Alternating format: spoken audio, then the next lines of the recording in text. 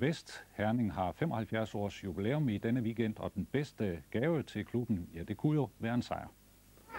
Herning var tændt fra kampens start. Der blev spillet sikkert og fornuftigt nede bagved, og oppe foran var spydspidserne farlige.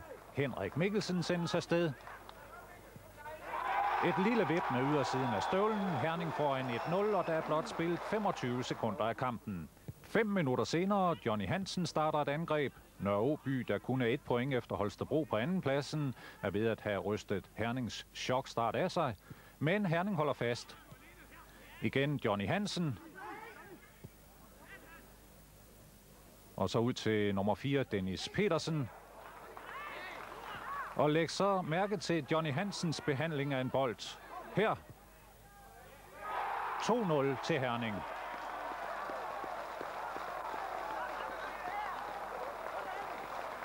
Johnny Hansen, en af kampens bedste spillere.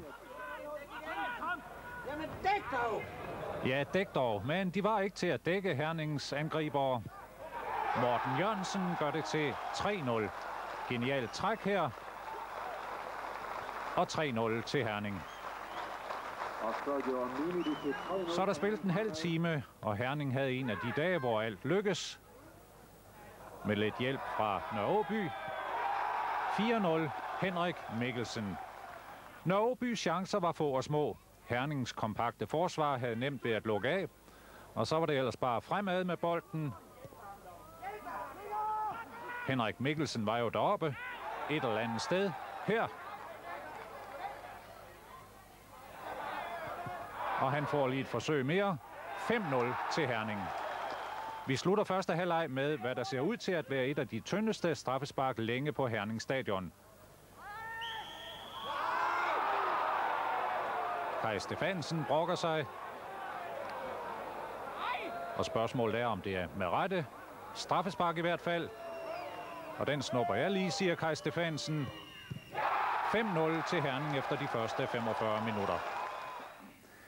Henrik Mikkelsen, hvordan er man sådan i målhumør? Er det noget, man kan planlægge?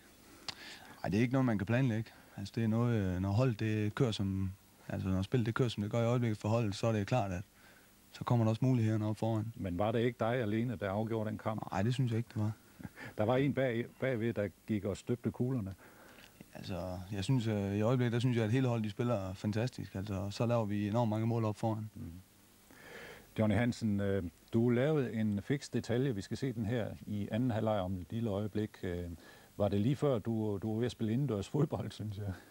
Nej, det synes jeg ikke. Altså, jeg ser, at der er nogle forsvar, der går ud i mig. Og så kan man lige så godt prøve at tage chancen. Og så prøve at se, om man ikke kan file den op.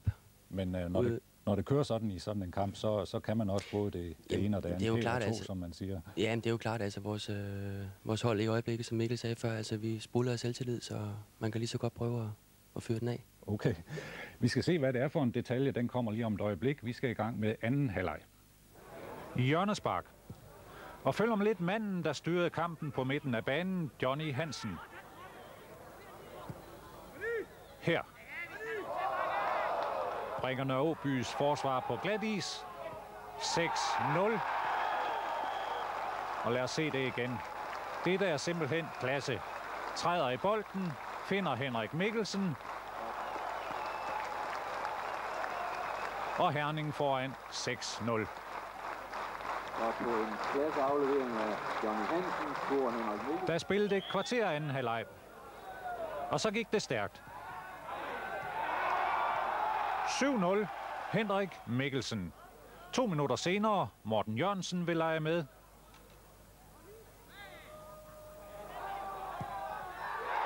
(8-0).